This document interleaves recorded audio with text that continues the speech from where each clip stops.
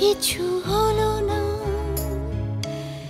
একটি কথা ছিল বলার, হবে নাকি বন্ধু আমার, বলা হলো না।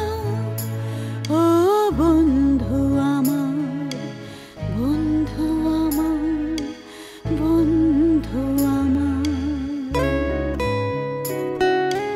দিন গেল, পাখিগুলো নিড়ে এলো, কার ফেরা হলো না। একটি স্বপ্ন ছিল দেখার, আমি শুধু বন্ধু তোমার, দেখা হলো না। ও বন্ধু আমার, বন্ধু আমার, বন্ধু আমার।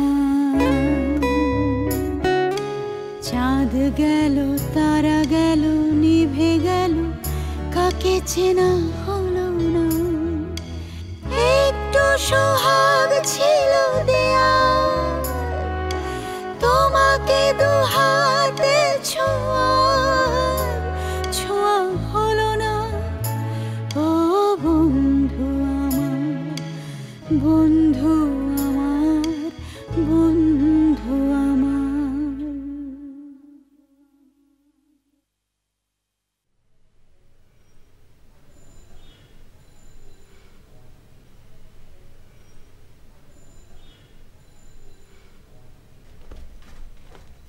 আই, তোমরা বাইরে যাও, এখন এই ঘরে আসবা না। আর শোনো, বাবারে নিয়ে একটু ঘুরে আসো, কিছু খাওয়া নিয়ে আসো, কিন্তু হাত ছাইড়ো না। যাও, বসেন। তুমি এই দিনমান কই আসিলা? হ্যাঁ ইউসুফ, তোমার তো পাগলামি ভালো হয় নাই। কখন বিয়ে করে উঠছিল? কান ধরো।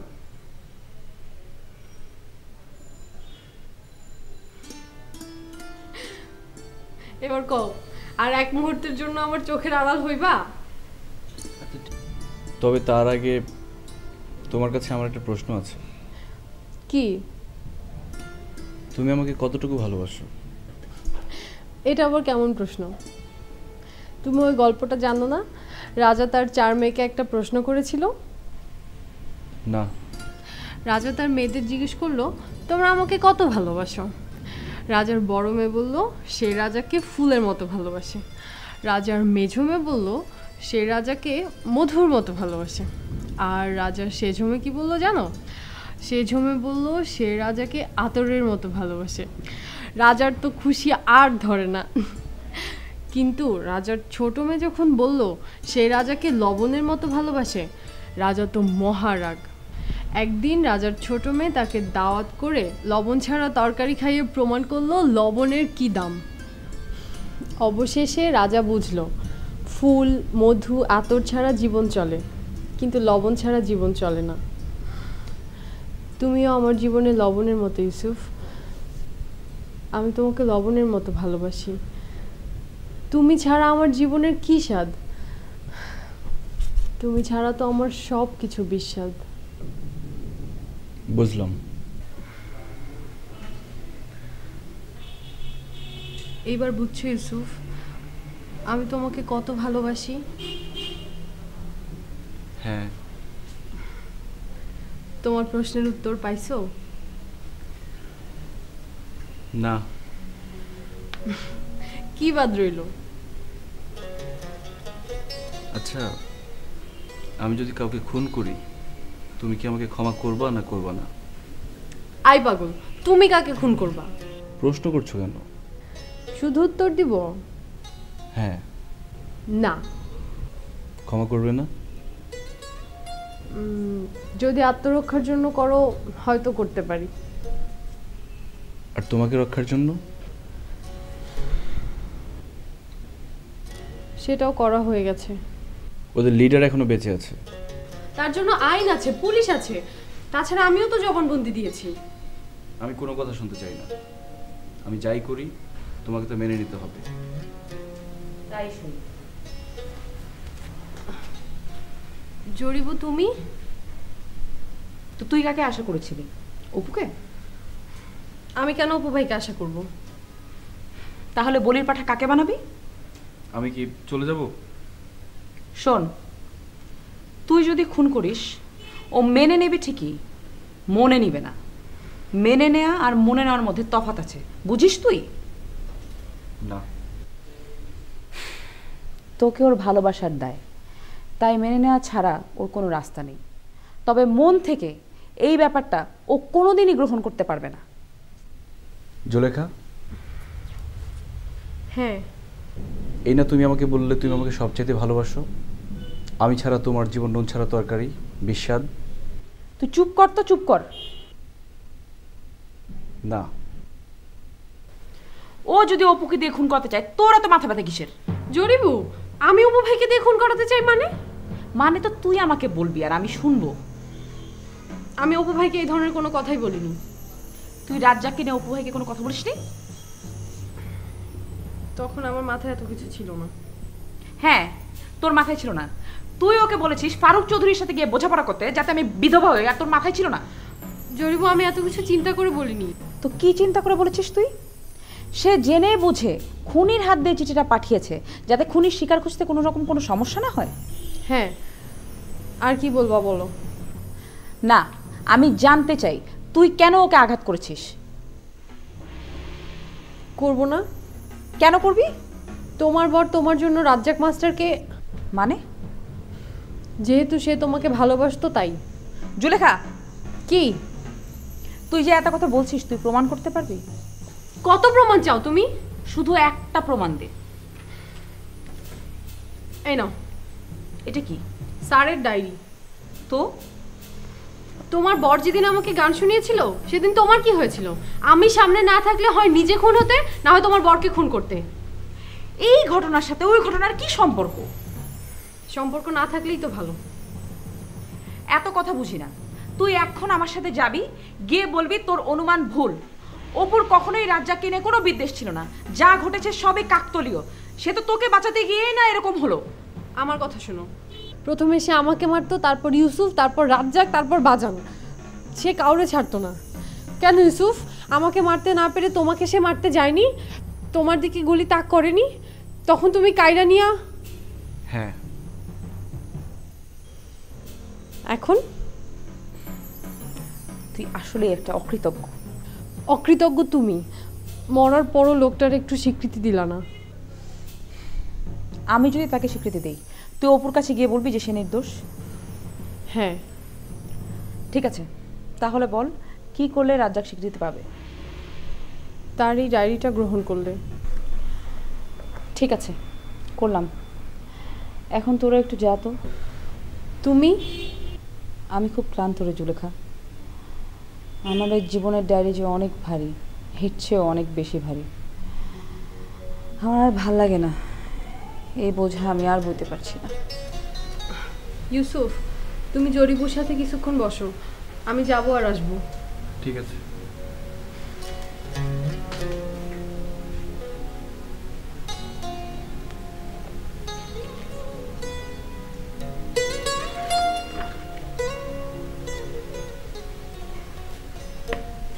তুই নিয়ে তো, আর জোরে জোরে পড় কি লেখা আছে।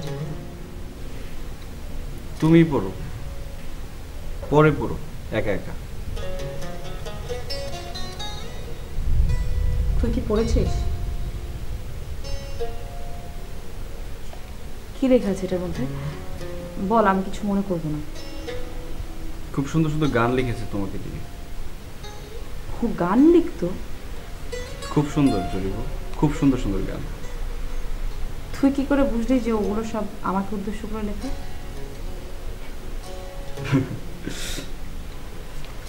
কি হলো, হাসছিস কেন? বল। কোনো পাতায় গান, কোনো পাতায় চিঠি, এগুলো পড়লে ছোট পাখিও বুঝতে পারবে এটা তোমাকে নিয়ে লেখা।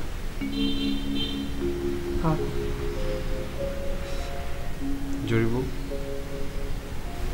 এখন ওই লোকটাকে ভালোবাসতে দোষ কি? ধুর বোকা, মরা মানুষকে কি ভালোবাসা যায় নাকি? যায় না? না।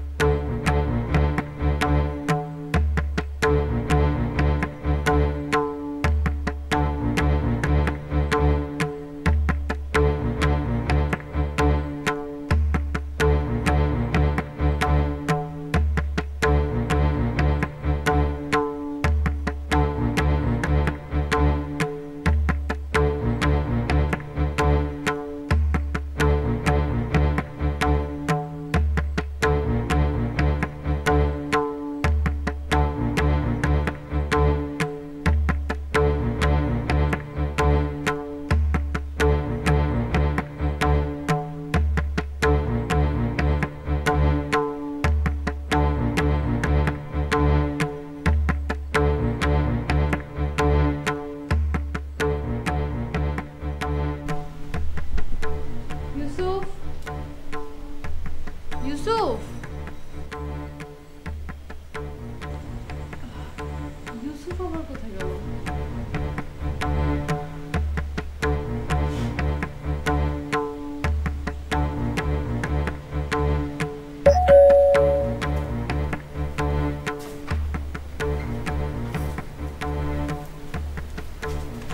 আমি তোমার ফোন দিলে ফোন ধরো না কেন?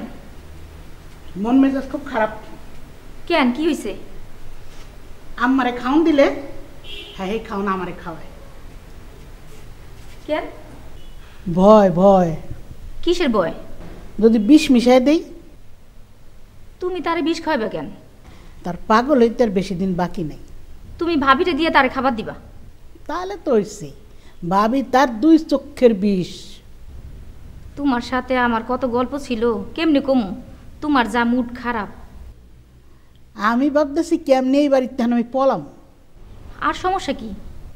ভাইজান ভাবিরে সন্দেহ করে। কারে নিয়া? কারে নিয়ে সন্দেহ করে এই ব্যাটারি কি আমি চিনি? উল্টা ভাবি তো তারে নিয়ে সন্দেহ করা দরকার। কেন? ওই যে জুলেখা সুন্দরী তোমার ভাইজান রে গ্রামে নিয়া এমনে এমনে গান শোনাইলো। হায় হায়, এটা কি কস? তোমার ভাবিরে সাবধান করা দরকার, নাইলে কিন্তু কেস খারাপ। আজ গান শুনাইছে, কাল তারে নিয়ে দরজা দিব। আরে সাদা সিধা ছেলেটা, আস্তে একটা বাদাইম্মা। বুয়া, যে যাও একটা খুন্তি গরম করে নিয়ে আসো। কেন? কেন আবার? আমারে স্যাক দিব। দিব না? আপনার খুশি। ইউসুফরে নিয়ে যদি আর একদিন একটা বাজে কথা বলো তাহলে দেখো অবস্থা। ও তো এতক্ষণ আপনারে আর ভাইজানরে নিয়ে কত খারাপ কথা কইলো। যাও খুন্তি না বটি নিয়ে আসো। আচ্ছা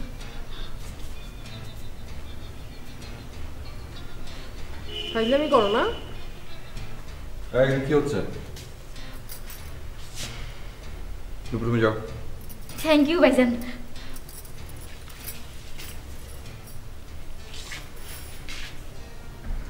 জরুরি নেই। জানি। তুমি কি আমার কাছে এসছো? হ্যাঁ, বলো। আমি আপনাকে যা বলেছি তা ফিরায় নিলাম। কি বলেছো? বলেছি আপনি জরিবুর জন্য রাজ্জাক মাস্টারকে হিংসা করেন।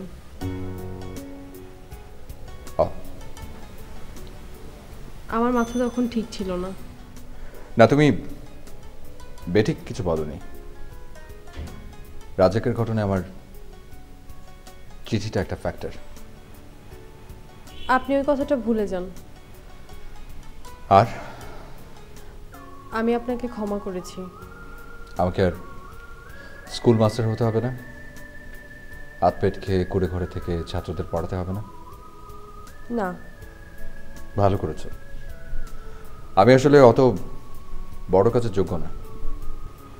আমি শেখালে ওরা অমানুষ হবে, কারণ আমি একটা টম ডিক হ্যারি। আপনি খুব ভালো মানুষ। তুমিও খুব ভালো। আপনি আমাকে একদিন সময় দিলে আমি আপনার মাধ্যমে একজনকে একটা কথা বলতাম। বলো। এখানে না, জড়িও নেই, মাও নেই। এসো বসো।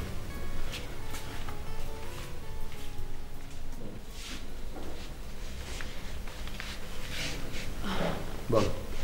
আপনার মা? দেশের বাইরে। কথাটা ওনাকে নিয়ে। কি?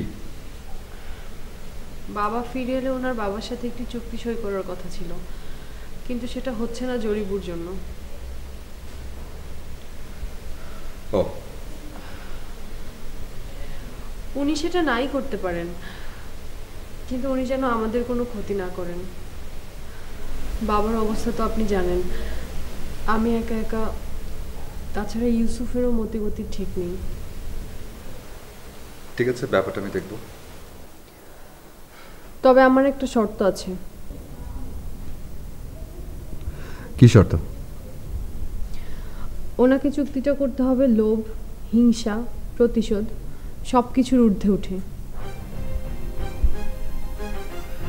বুঝতে পারলাম না।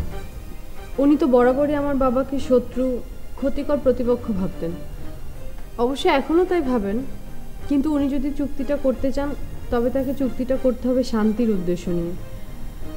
আমার বাবা যদি দ্বিতীয়বারের মতো কোনো প্রকার কোনো বিপদে পড়ে তাহলে আমি ভেবে নেব তার জন্য উনিই দায়ী। যদি কোনো দৈব দুর্ঘটনার শিকার হন তাও মনে করব উনি যেহেতু তার অনিষ্ট চায় তাই হয়েছে। জুলকে তুমি এসো। জুলকে তুমি এসো। হ্যাঁ, যদি বাবা বাস চাপা পড়ে মরে, নৌকা ডুবে মরে, অথবা বাজ পড়ে মারা যায়, তবুও সেটা হয়েছে আপনার মায়ের ইঙ্গিতে। তাকে যদি শান্তি চুক্তি করতে হয় তবে শান্তির উদ্দেশ্যেই করতে হবে, মুখে এক অন্তরে আরেক হলে চলবে না।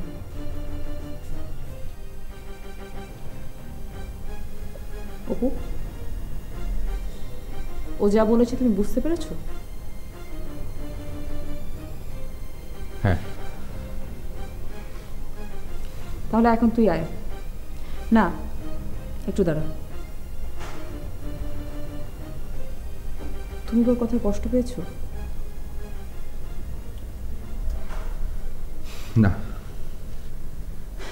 যাক, নিশ্চিন্ত হলাম। আমি আসি। 1 মিনিট, তোকেও তাহলে কিছু কথা বলতে চাই। বলো।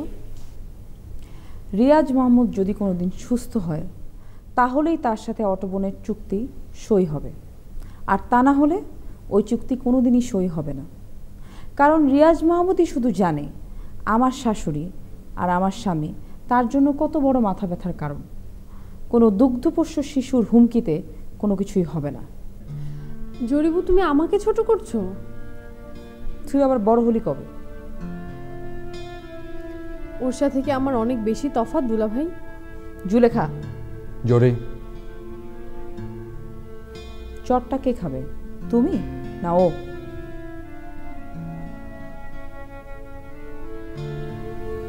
তোমাদের যা খুশি তোমরা করো। তাহলে আমিও যা খুশি তাই করব। জুলেখা, তুমি যাও। তুমি ভালো থেকো।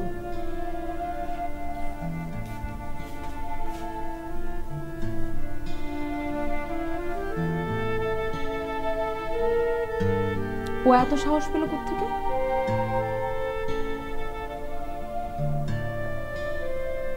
আশ্চর্য অপু, ও তোমাকে এতগুলো কথা শুনিয়ে গেল আর তুমি চুপচাপ দাঁড়িয়ে শুনতে থাকলে। কালকের পিচ্ছি মেয়ে, ও এত কথা বলার সাহস পায় কোত্থেকে যদি তুমি ওকে উৎসাহ না দাও? ও তো খারাপ কিছু বলেনি। ও তোমার মাকে নিয়ে কথা বলছিল। তুমি কি মার সম্বন্ধে ওকে কিছু বলেছিলে? না। তাহলে উপযাচক হয়ে ওগুলো বলার মানে কি? জানি না। আমাকে জানতেই হবে। জুড়ে আমি কি এখন যেতে পারি? শুধু যাওয়ার আগে একটা কথা বলো। বলো। নিজের পরিবার সম্বন্ধে কাউকেই কোনো সময় কোনো কিছু বলার সুযোগ দেবে না। অপু, জরি, মা তোমাকে এত উপেক্ষা করার পরও তুমি আমার জায়গায় হলে বুঝতে যে আমার ওইটুকু উপেক্ষার চাইতে মাথার ওপর এই ছাদের মূল্য অনেক বেশি। অপু, আমার পরিবার আমার কাছে সবচেয়ে বড়, সবচেয়ে বেশি মূল্যবান। এই ঘর, সংসার, দেয়াল, আসবাব সব আমার অলংকার, অহংকারও বটে। এর চাইতে বড় আমানত কি সেটা সত্যিই আমি জানি না। প্রাণ দিয়ে হলেও আমি সব কিছু সবসময় আগলে রাখবো, কোনো সময় কোনো ধুলো জমতে দিব না। এই পরিবারের সম্মানে আমি থাকতে কোনো দিন কালি লাগবে না।